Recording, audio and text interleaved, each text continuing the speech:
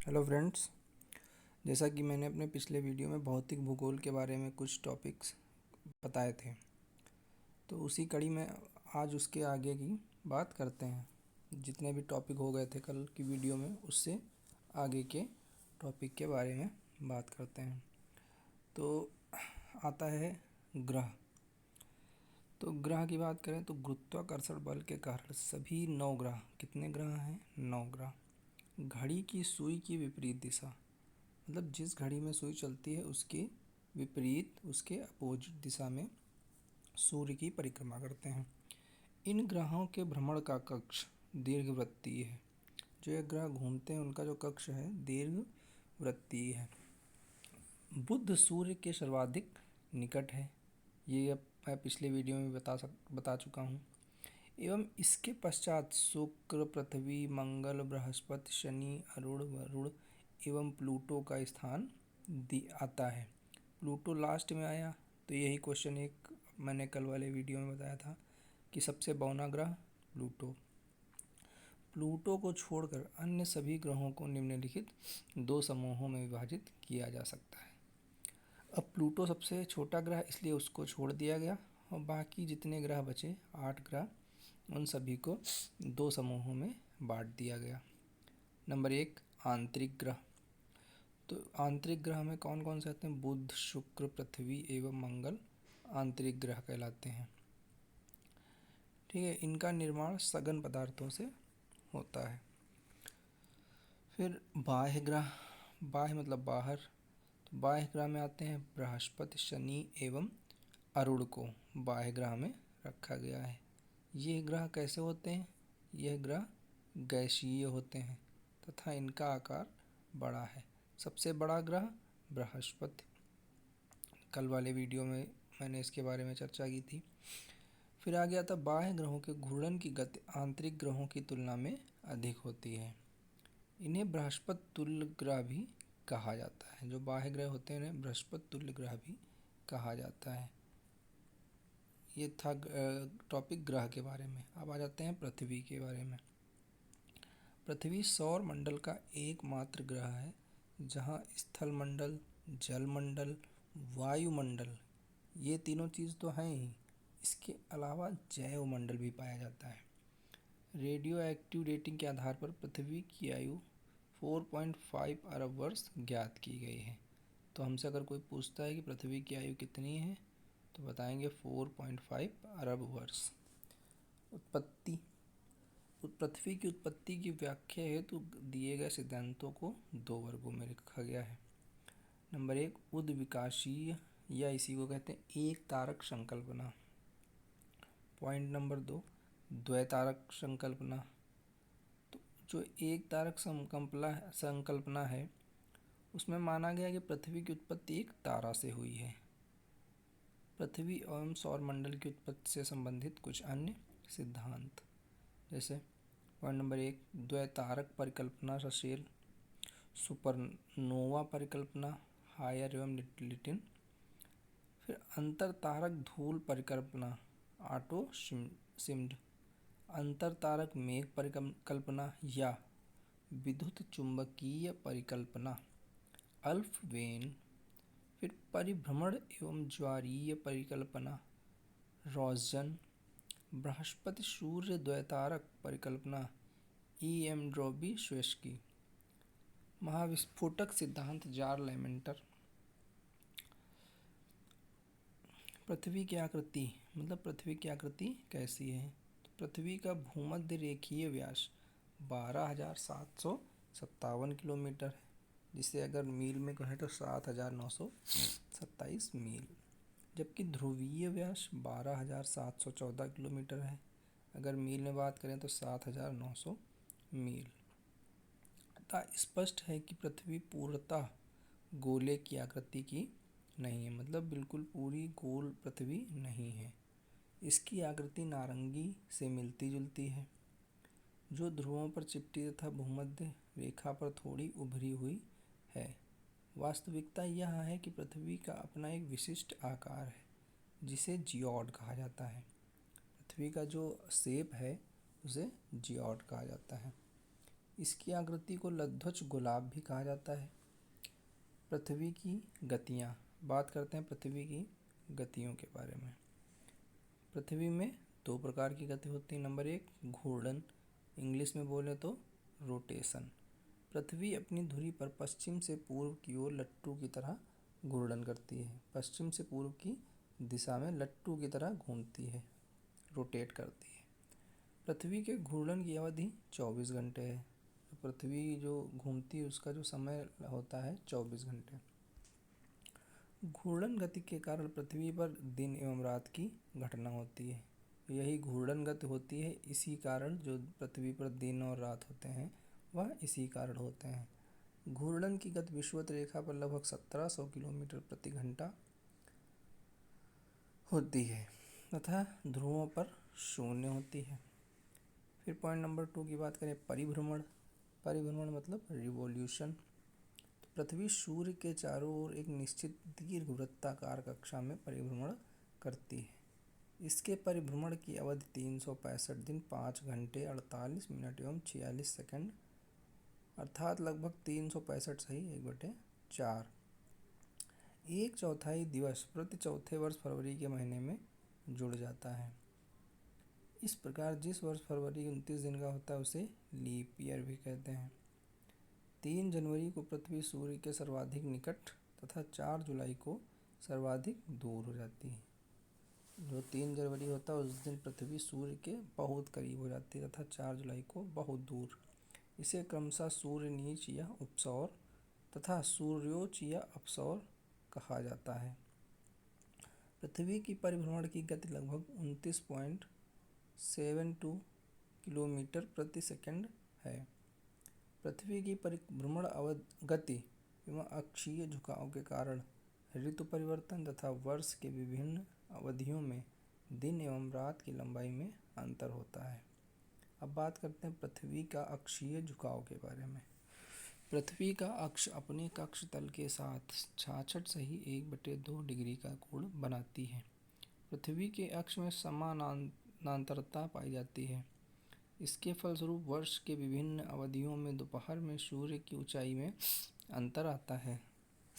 इसके कारण वर्ष की विभिन्न अवधियों में दिन एवं रात की अवधि में अंतर आता है एवं 4 ऋतुएं होती हैं। 21 जून को कर्क रेखा पर सूर्य की किरणें लंबवत पड़ती हैं, अतः उत्तरी ध्रुव की ओर जाने पर दिन की लंबाई बढ़ती जाती है। 22 दिसंबर को ठीक यही स्थिति दक्षिणी गोलार्ध में होती है। जब सूर्य की किरणें मकर रेखा पर लंबवत पड़ती हैं, इसे मकर संक्रांति कहते हैं। इस प्रकार क्रमशः 21 जून एवं 22 दिसंबर को उत्तरी एवं दक्षिणी गोलार्ध में दिन सर्वाधिक लंबा तथा रातें सर्वाधिक छोटी होती हैं। 21 मार्च एवं 23 सितंबर को सूर्य विषुवत रेखा पर चमकता है, अतः इस दिन विश्व के विभिन्न भागों में दिन एवं रात की अवधि समान होती है एवं इन्हें विषु दिवस कहा जाता है। अब बात करते हैं बृहत वृत्त की, जिसको इंग्लिश में कहते हैं ग्रेट सर्कल। ग्लोब पर बृहत वृत्त एक ऐसा वृत्त है जिसका तल पृथ्वी के केंद्र से गुजरता है। एक बृहत वृत्त पृथ्वी की परिधि को प्रदर्शित करता है। यह पृथ्वी का सबसे बड़ा वृत्त है। विषुवत रेखा के समान प्रत्येक बृहत पृथ्वी को 2 गोलार्धों में विभाजित करती हैं। सभी देशांतर रेखाएं एवं विषुवत रेखा बृहत वृत्त हैं। ग्लोब पर अगणित बृहत वृत्त खींचे जा सकते हैं। किसी भी 2 स्थानों के बीच की न्यूनतम दूरी बृहत वृत्त का चाप होता है। यही कारण है कि जलयान, वायुयान एवं उपग्रह बृहत वृत्त मार्ग का अनुसरण करते हैं। अब बात करते हैं भूपर्पटी का संगठन। भूपर्पटी का संगठन में ऑक्सीजन कितनी होती है 46.8%, सिलिकॉन 27.7%, एल्यूमिनियम 8.8%, 8.1%, लोहा 5%, कैल्शियम 3.6%, सोडियम 2.8%, पोटेशियम 2.5%, मैग्नीशियम 2%। पृथ्वी का संगठन, ये था भूपर्पटी का संगठन। अब पृथ्वी का संगठन, तो इसमें लोहा कितना पाया जाता है 35%, ऑक्सीजन 30%, सिलिकॉन 15%, मैग्नीशियम 13%, निकल 2.4% और सल्फर 1.9%।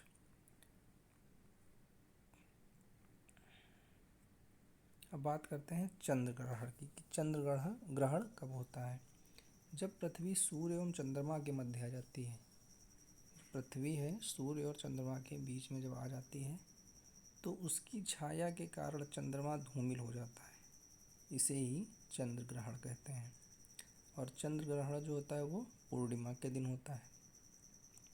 आगे आता है सूर्य ग्रहण। जब चंद्रमा पृथ्वी और सूर्य के बीच आ जाता है तब पृथ्वी के कुछ या पूरे भाग से सूर्य नहीं दिखाई पड़ता है, तो इसे सूर्य ग्रहण कहते हैं। यह अमावस्या के दिन होता है। चंद्रमा पृथ्वी का उपग्रह है। इसका व्यास पृथ्वी के 1/4 है। चंद्रमा पृथ्वी की परिक्रमा करने में 27 दिन 7 घंटे 43 मिनट 11.47 सेकंड का समय लगाता है। चंद्रमा के प्रकाश को पृथ्वी तक पहुंचने में 1.3 सेकंड लगते हैं। प्रकाश वर्ष क्या होता है? एक साल में प्रकाश द्वारा तय की गई दूरी। कक्ष क्या होता है? जिस पथ पर ग्रह और अंतरिक्ष या यान क्या करते हैं? परिक्रमा करते हैं, उसे कक्ष कहा जाता है। बात करते हैं लीप वर्ष की। लीप वर्ष क्या होता है?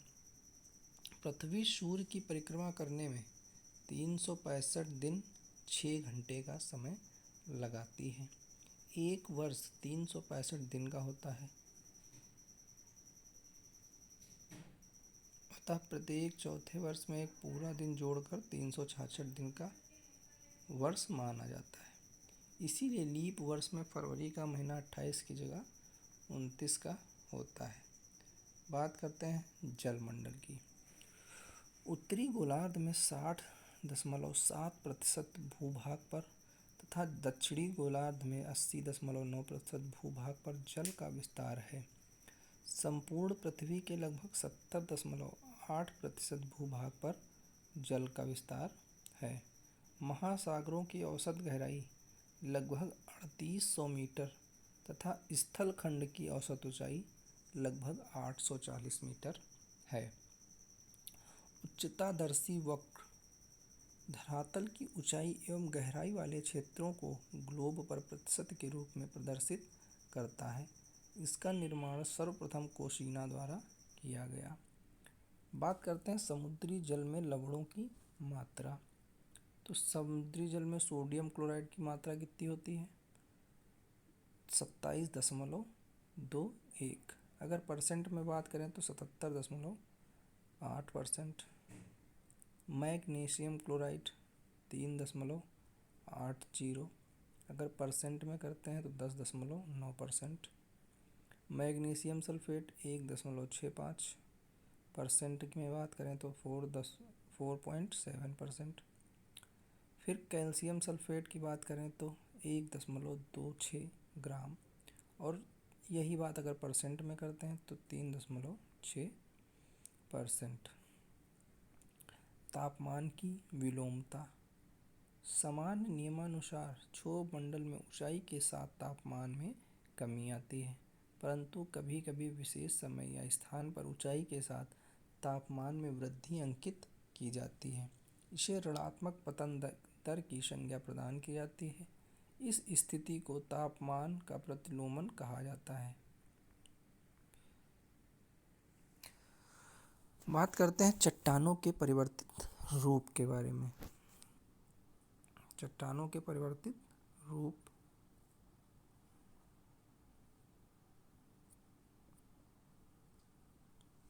तो सबसे पहले आग्नेय चट्टानें। आग्नेय चट्टानों को क्या बोलते हैं? नीस। बेसाल्ट को क्या बोलते हैं? एम्फीबोलाइट। ग्रेबो को सर्पेंटाइन। परतदार चट्टानों में परिवर्तित नाम। बालू पत्थर को क्वार्टजाइट, चूना पत्थर को संगमरमर, सेल को स्लेट, और जो रूपांतरित चट्टानें हैं उनमें स्लेट को फाइलाइट और सिस्ट को फाइलाइट, और कोयला को ग्रेफाइट या हीरा। तो ये कुछ जो है इम्पोर्टेंट टॉपिक थे भौतिक भूगोल में, जो कि मैंने दूसरे वीडियो में कवर करने की कोशिश की है, लेकिन पूरा कवर नहीं हो पाया। अगर पूरा कवर करता तो वीडियो काफ़ी लंबा हो जाता, इसलिए एक वीडियो भी और बनाना पड़ेगा जिससे भौतिक भूगोल पूरा कवर हो जाएगा। तो thank you so much. Video को लाइक करिए, सब्सक्राइब करिए और जितना हो सके शेयर करिए। Thank you.